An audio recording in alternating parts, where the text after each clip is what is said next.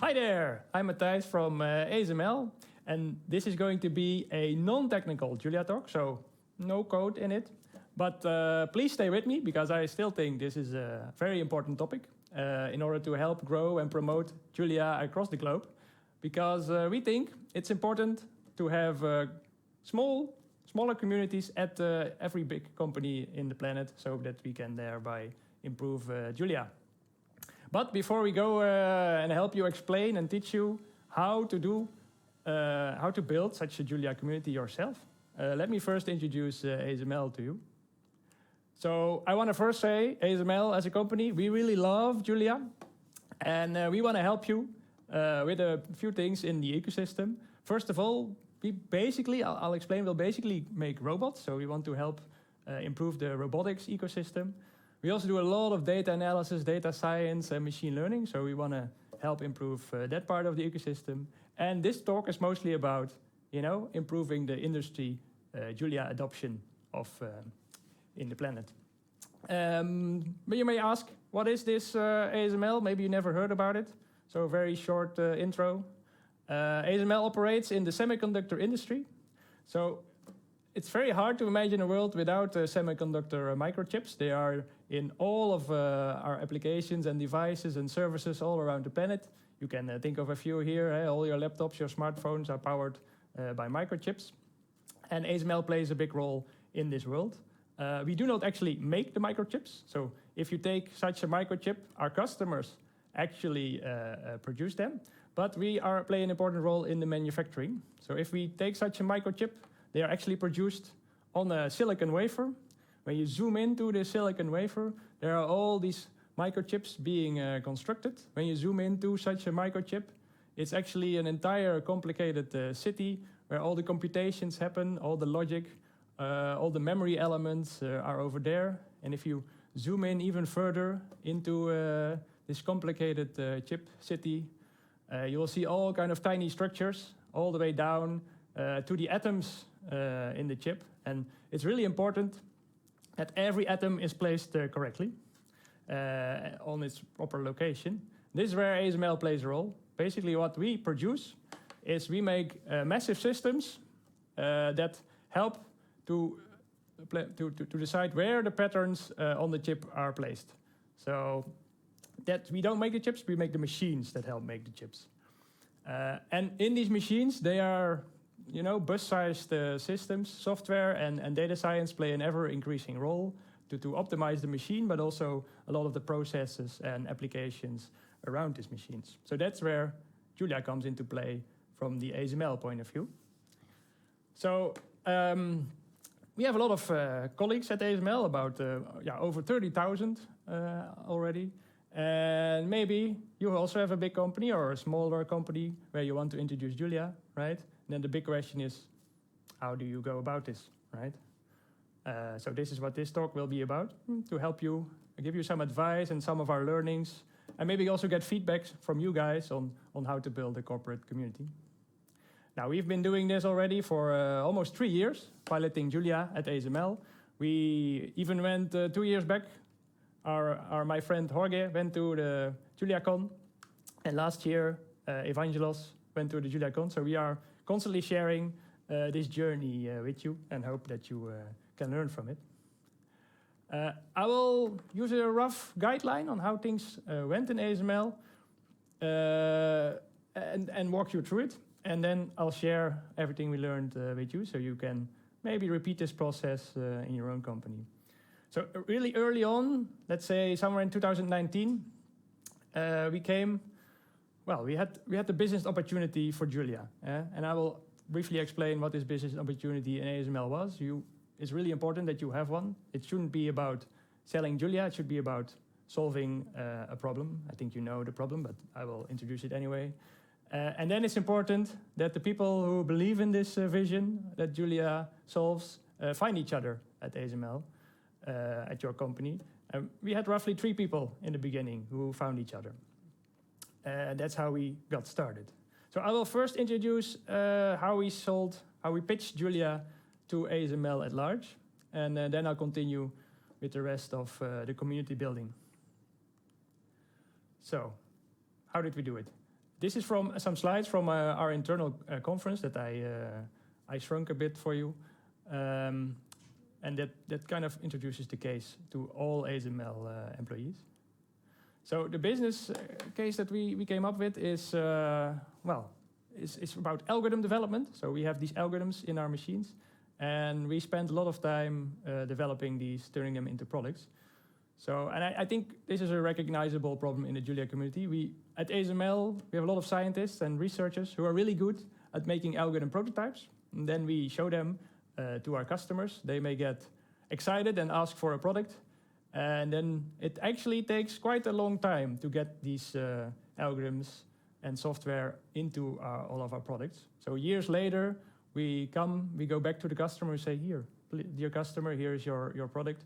And then they might not be so excited anymore, and they might ask difficult questions like, why does it take so long, and can't you do it faster?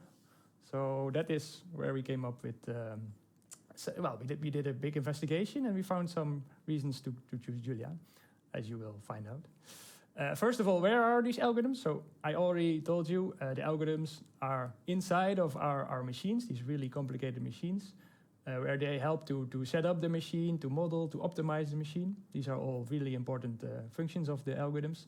But we also put the algorithms more and more in applications besides our machines to help diagnose and do data analysis and find root causes and all these kind of things. And this can even be the same algorithm. So we don't only produce machines, we also produce applications beside it. So how do these algorithms end up there? We came up with the algorithm, the life of an algorithm, the algorithm life cycle.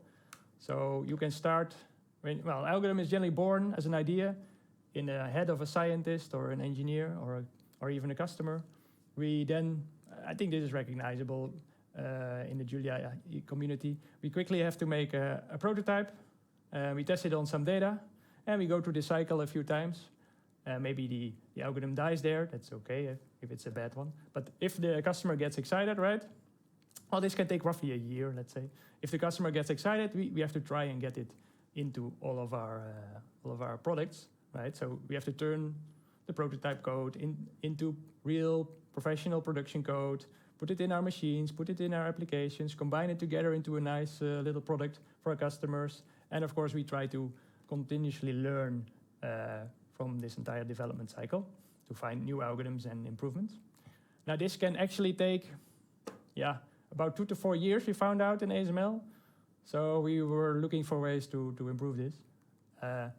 And as you may notice already, there's a two-language problem maybe hidden in this life cycle. Because if you zoom in to that area, this is the exact problem Julia tries to solve.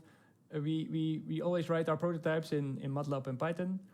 And then we have to migrate this code to C++ for our equipment, for the high-performance machines.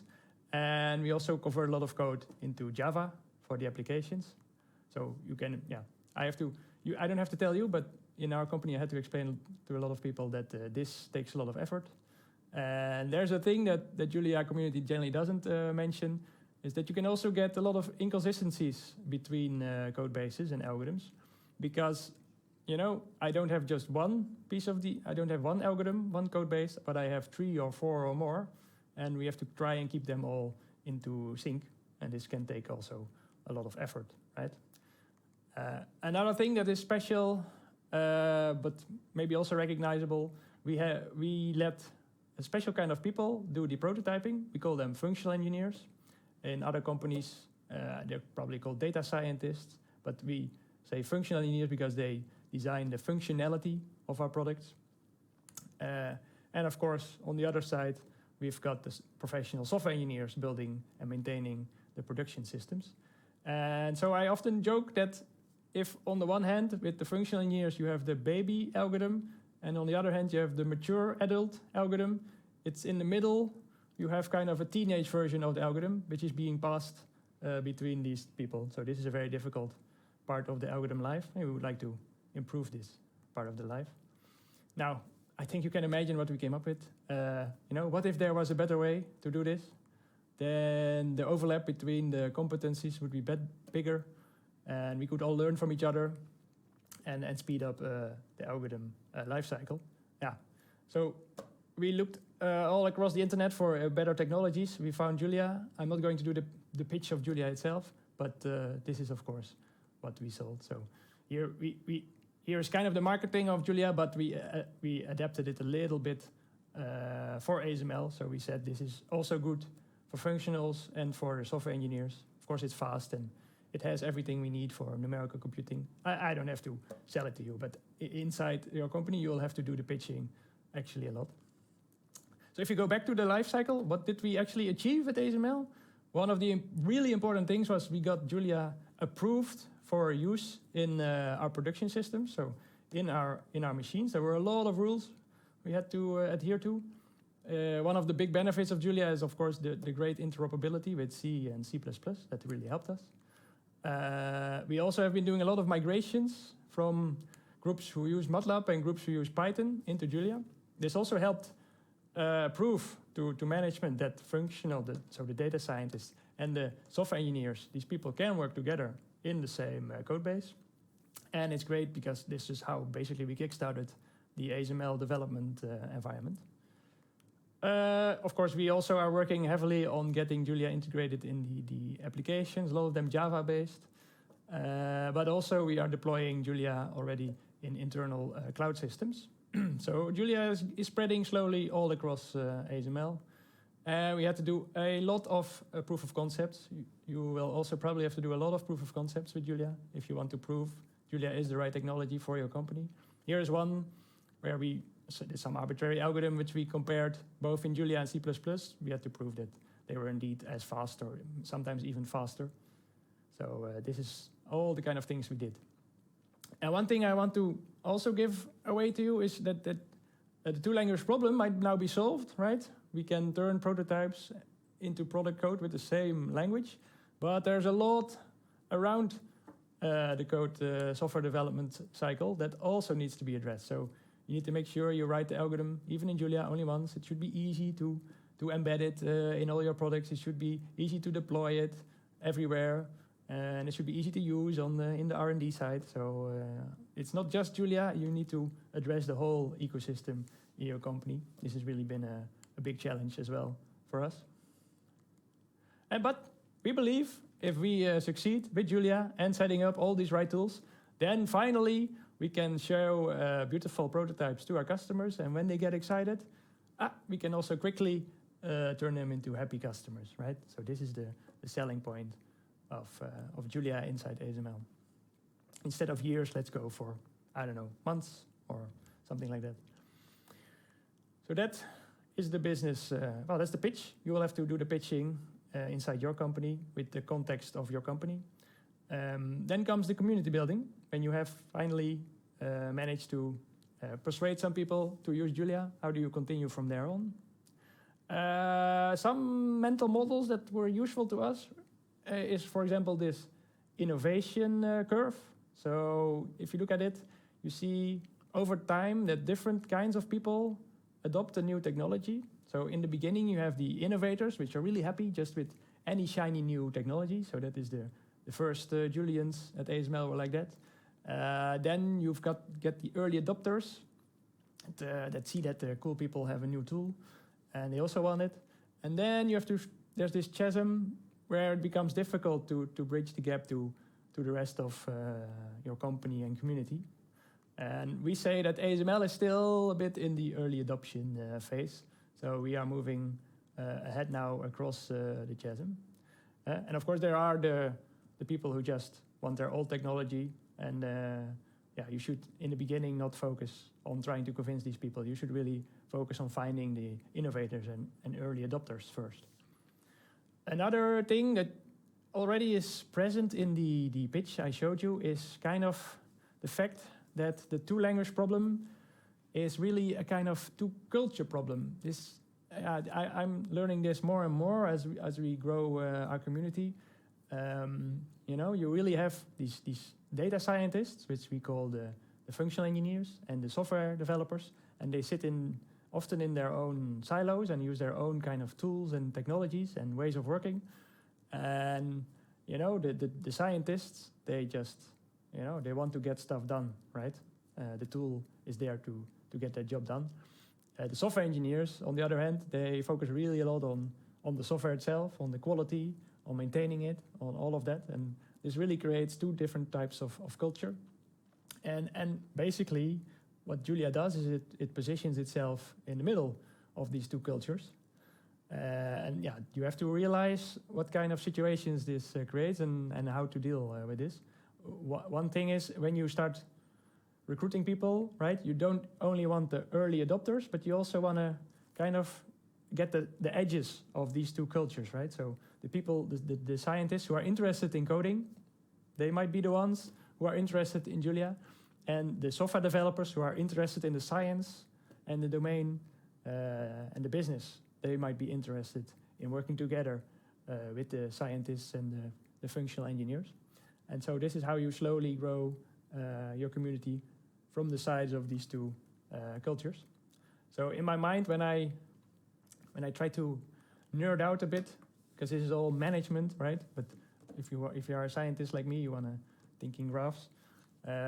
Basically, I see it as a cultural space-time continuum, right? So you use the innovator curve. You slowly integrate over it from the side all the way to the other side. And slowly, you have to, try and convert these two cultures into at least at first one bump in the middle, and hopefully over time you'll slowly get a continuum across these two cultures. These kind of ways of thinking are at least helping us as scientists do all this community building and change management. So if we apply that to ASML again, these kind of concepts, what we did, we pitched the business opportunity. We found a few of us found each other. So how did we grow further? We quickly started a special Julia at ASML community. It's kind of like you have to make a nucleation site for yourself.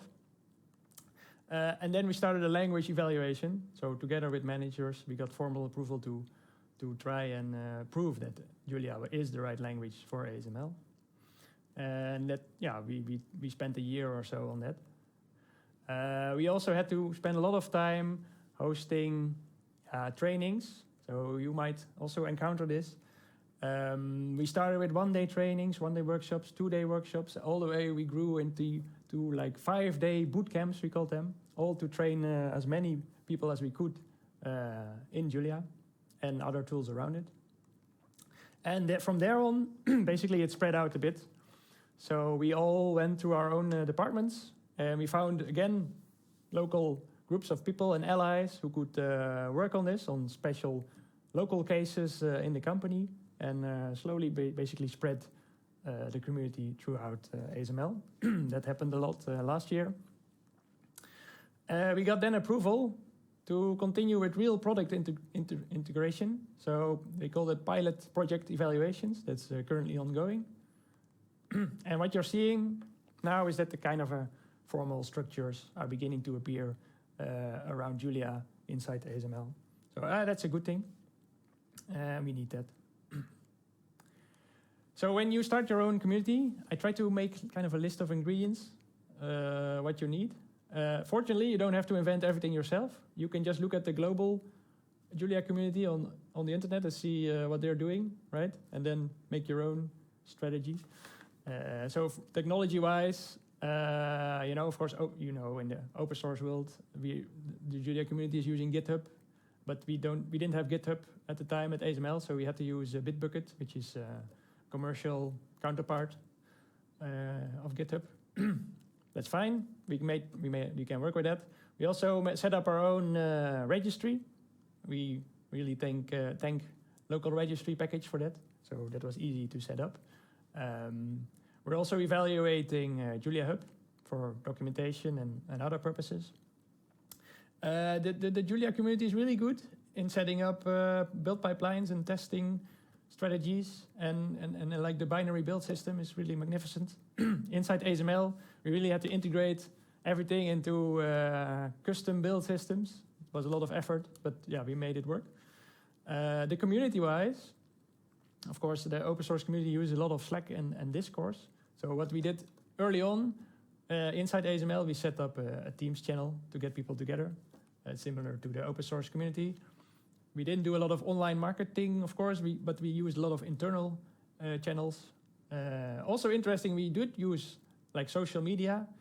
It seems to help actually if you show the growth of your community on the internet. It helps also for the kind of missionary work inside your company, and people see in the public scenario that ASML is doing cool stuff. People inside ASML suddenly also start to believe in that we're doing cool stuff. It's really, really interesting phenomena. So definitely keep doing that. So for the online trainings, we set up a lot of internal trainings, and so the community size is rapidly growing. We have about 400 people, and about 50 packages in ASML. I think it's going great. So, and as I said, you need to do a lot of teaching. So, and it's not just at Julia that you need to be teaching. You need to teach the scientists all about version control and test-driven development and continuous integration and development and deployment and all that kind of stuff. And the software developers you'll have to help. A lot of them don't know what a REPL is if they really come from C++. You'll have to teach them maybe some math and data science and business. So please take that into consideration as you teach people from these two cultures. Then I put the question out there before giving this presentation, what people would like to learn. That's how to deal, I got the feedback, how to deal with questions and criticism. So as you grow your community inside, you'll get a lot of questions. My advice is to please keep yourself and your allies motivated first. Keep coding and showing wins. Don't overhype Julia. Generally start small. And only then, after making sure you do all these things, gather all the questions and find answers. In general, we see about 4 categories of criticism and questions. I don't have time to address them all, but these are basically the 4. There are people, you might be surprised, there are people who do not agree with the 2-language problem. There are people who agree, but they believe we should use something else. And then there's all about the risks and the effort of using Julia. I try to come up with answers to all of them, but I cannot show them all, but let me highlight a few. For example, what you might happen is that people who do not agree with the 2-language problem, they, for example, see the recoding as an essential measure to safeguard quality, right? So to keep the 2 cultures apart. Or the people from the 2 cultures, they will say, it's not my problem, right? The scientists, they just want to keep coding and not learn all the software developments, and the software engineers don't want to work with the data scientists. And when this happens, you might get you might respond a bit defensive, like, why don't you see this, right? Can you really not see that this is a problem? But it's generally best to start a dialogue with these people, if they would design the company, would they really use 2 different technologies, for example? And make sure to always focus on the early adopters, right? Don't focus on convincing the laggards, the people who will not change anyway. Then the other ones I cannot really address, I don't have time for them, but there's lots of technologies out there. We say, is Julia the best in every case? No, but we think it's the best compromise. So do a cost-benefit analysis for your company. In the risks part, we say, okay, there are lots of risks, but treat it like any other technology, right? Ask around in your company, how are they treating the risks of technologies like Python, and do the same with Julia. The community can be small, but we always say, but these are really talented people. We really want these people. Is Julia a lot of effort? Okay. There's a bunch of arguments from people. We think, indeed, the community can grow. But for numerical computing, if that's your core business, Julia is really good. And okay, the migration work is generally an interesting argument, but this is the thing we're actually trying to improve. So I will not go there too much, but also I want to say the path we followed in ASML might not be the path you follow. So really, as I said before, try to think of how this all applies to the context of your own company and find your own path. Then I will move on to the conclusion. So where could we still improve in ASML and in Julia? the things we see, so in ASML, of course, we'll keep on improving the way Julia is integrated in all of our infrastructure. We will continue growing our community. We also want to do more and more engagement and contributions with the open source community, so with you guys. We really want to help you. On the Julia side, we think maybe the software engineers have been neglected a little bit over the data scientists. So we want greed not only in speed and simplicity, but also in deployment, right? We're struggling sometimes with deploying Julia everywhere. So I think there we could team up really and improve matters in the Julia ecosystem. But as I said, we at ASML, we really love Julia, so we're helping out already. We're funding some of the compiler improvements that are coming to next Julia versions. We are doing some tiny beginnings in open source package development. We are here now on JuliaCon to share the knowledge and hope that you can also get started with your community and your corporations. And we are always hiring people, Julians, talented Julians like you. So have a look at that. And then I want to just end with, if you want to start your own community, you should dream big, right? Try and conquer the entire company, but start small with small projects. And most of all, don't be persuaded not to start by others. Please do make starts. All right? Thank you for your attention.